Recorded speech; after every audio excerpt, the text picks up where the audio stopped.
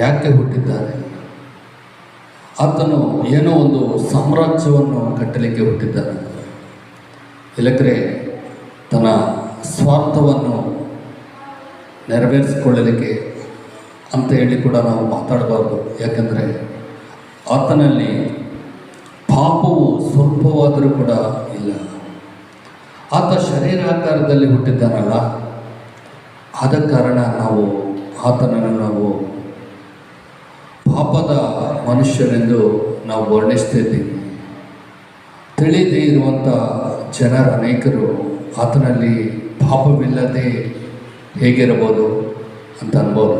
ಆದರೆ ಸತ್ಯವೇದ ಹೇಳ್ತದ, ಪಾಪದ ಆಕಾರದ ಶರೀರವನ್ನು ಆತನು ಧರಿಸಿಕೊಂಡಿದ್ದಾನೆ ಹೊರತು ಆತನಲ್ಲಿ ಪಾಪವಿಲ್ಲ ಎಂದು ದೈವಗ್ರಂಥ